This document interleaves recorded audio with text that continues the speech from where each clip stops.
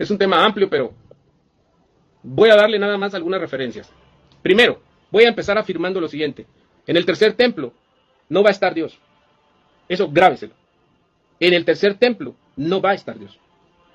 Por lo tanto, nosotros no somos ni patrocinadores, ni nos alegra, ni financiaremos algo que no está bajo la voluntad divina, sino bajo la voluntad del hombre. En este caso, los masones y los judíos anticristos son los que están promoviendo esto en la desesperación de volver a inaugurar un templo que para ellos representa no tanto el hecho de que Dios los va a escuchar, sino la supremacía de ellos sobre el mundo. Quiero que sepas que el sionismo no tiene nada que ver con la redención de los pecados. El sionismo es una idea política militar para establecer a un Israel sobre toda la gente. El otro día le subí aquí un video. Le pusieron al abuelito Jackie Chan de broma, ¿verdad? Un judío sionista. Y dice, todo cristiano tiene que agachar la cabeza frente a un judío. Esa es una mentalidad supremacista. Si tú le das poder a ellos, ¿te puedes imaginar lo que van a hacer con toda la gente? ¿Por qué crees tú? ¿Por qué crees tú que en este momento el sionismo, patrocinado por los masones, que son los que mandan realmente, están creando todo esto a través de los medios de comunicación? Porque ellos van a querer meter a un líder mundial. Y ya sabe usted quién puede ser ese líder mundial. Entonces, quieren generar un ambiente, un falso final, vamos a decirlo de esa manera, un falso final, para que la gente en su miedo acepte a ese líder. Esa es una posibilidad, no la descartamos. Porque es como lo que pasó ahorita con el asunto de la salud. Crearon el pánico y la gente aceptó todo lo que les ofrecían, pero habían trampas ahí. Pues lo mismo van a querer hacer ahora, pero el problema es que ahora, con el judaísmo moderno, que es la resurrección de aquel sistema de fariseos, porque resucitan otra vez, ahorita vuelve ese sistema. Si usted escuchara los canales de los judíos, están atacando el cristianismo. Están blasfemando contra Jesucristo. Y a mí me da mucha vergüenza ver pastores que hacen reuniones nacionales, invitan a los embajadores de Israel. El otro día vi una de Isipar en México, que llevaron al embajador de Israel, y casi se le doblaban allá al embajador de Israel, solo porque era Israel. ¿Quién te dijo a ti que tienes que adorar a hombres de Israel? ¿Quién? ¿Quién te enseñó eso? Y luego cuando le dan el micrófono, se levanta el líder y dice, gracias a nosotros, ustedes mexicanos han recibido. Y empezó a hablar de una forma arrogante en el podium. Una forma tan humillante. A mí me dio vergüenza ver eso en un video. Y pensé, ¿tan ciegos están los pastores? ¿Tan ciegos están que se rinden a un sistema de esa forma? ¿Qué va a pasar entonces si aparece un líder mundial? Van a ser los primeros que se van a doblar. Porque es Israel, porque acuérdense que lo van a sacar de Israel. El líder no va a ser un chino. El líder mundial, para que lo reconozcan los israelitas como Mesías, o no israelitas, porque Israel, hablemos del judaísmo moderno, el sionista, para que lo acepten, tiene que venir de ellos. Así que ya sabe usted de dónde va a salir. No crea que va a ser un líder inglés o un europeo. No. Tal vez viva ahí, pero va a ser de ellos. Eso sí, téngalo por seguro. Si no, no lo van a recibir, porque ellos tienen reglas. Ahora, ¿cuál es el punto aquí? Que el templo que se está construyendo no está ordenado en la Biblia. No es una indicación de Dios, hágame el tercer templo. Eso no existe. Cayó el segundo templo como consecuencia de que desobedecieron la voz del Mesías. Cae. Y cuando Dios permite eso, es porque Dios está llevando en un proceso de castigo y juicio a esa nación. Así ha sucedido en el pasado. Y esto como consecuencia, hermano, de haber rechazado al Mesías. O sea, digo, no fue cualquier cosa lo que hicieron. Ahora, Segunda Tesalonicenses 2:4. Me va a decir un hermano, pero mire, pastor, ahí dice. Leamos qué dice. El cual se opone y se exalta sobre todo lo que se llama Dios o es objeto de culto, de manera que se sienta en el templo de Dios presentándose como si fuera Dios. ¿Ya vio? Ahí va a estar. Sí, pero la iglesia ya no va a estar aquí. Entonces ese templo no es para la iglesia. Cuando el anticristo se sienta ahí es porque la iglesia ya no está. La iglesia no va a ver. Ese templo no es para la iglesia. ¿Quién le dijo a usted que ese templo era para la iglesia? Si eso va a pasar después de que la iglesia ya se fue. Y ahí andan mandando para la construcción del templo. Ay, hermano, por favor, no puede ser. Hermano, ¿hasta dónde está cayendo los líderes? Por seguir el fanatismo. Entonces, segunda Tesalonicenses 2:4, se sentará. Ahora, ¿qué dice la Biblia en el contexto? Porque acuérdese usted que hay que ir al contexto. Hay que ver cuál es el contexto de esta escritura. Y para eso, Apocalipsis 3:12, lo vamos a leer ahorita. Al vencedor le haré una columna en el templo de mi Dios. No está hablando de una columna de concreto, de piedra.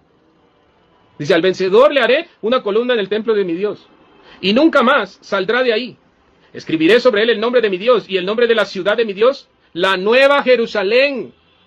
Ahí no está hablando de la Jerusalén de la tierra.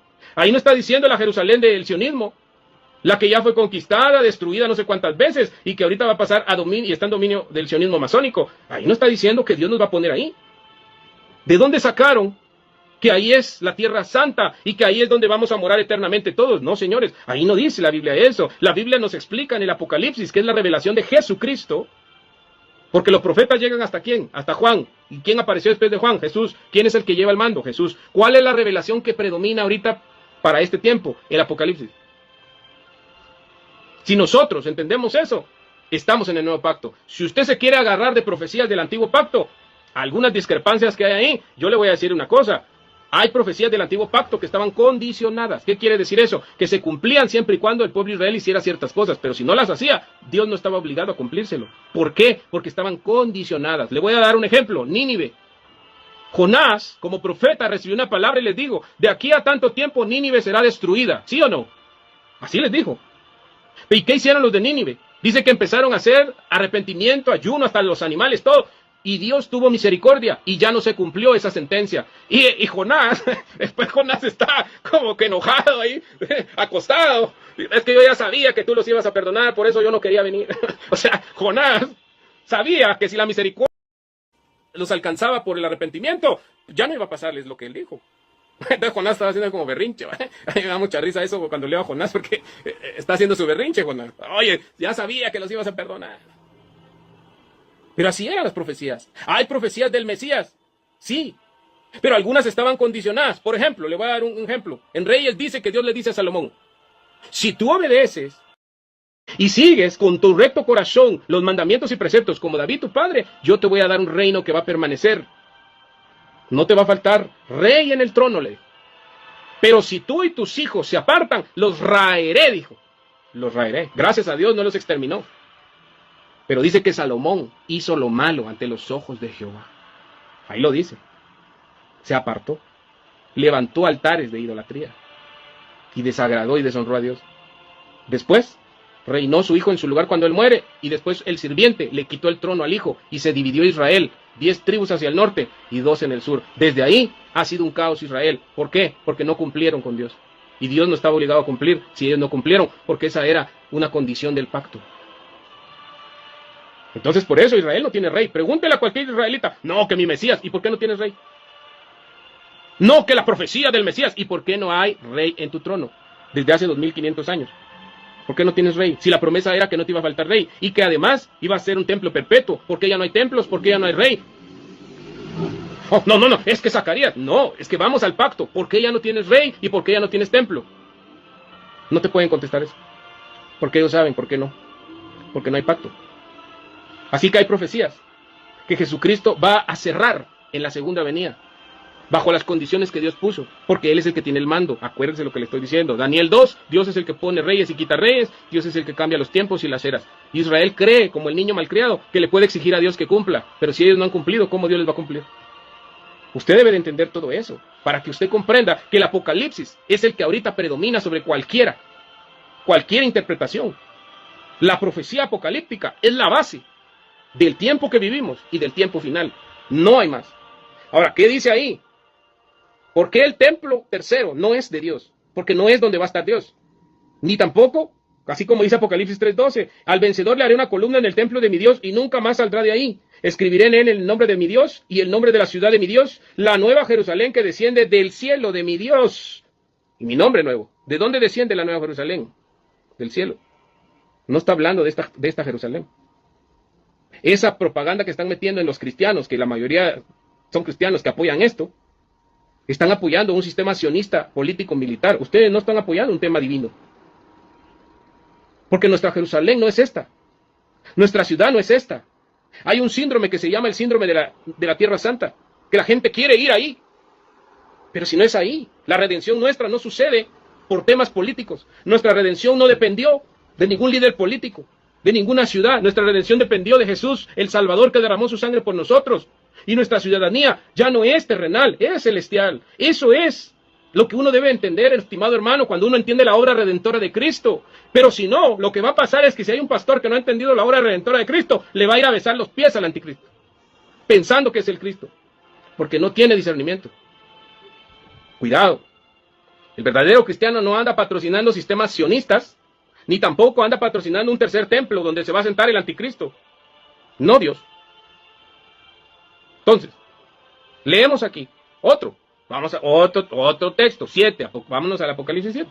No, pastor, yo como que todavía tengo duda. Vámonos a Apocalipsis 7:15. Por eso están delante del trono de Dios y le sirven día y noche en su templo. Y el que está sentado en el trono extenderá su tabernáculo sobre de ellos. ¿Dónde está ese templo? Ahí no está hablando del templo de Jerusalén. 11:19. Ahí, ahorita con esto ya terminamos porque si no se va a alargar mucho el video. Mire lo que dice Apocalipsis 11:19. El templo de Dios está en el cielo.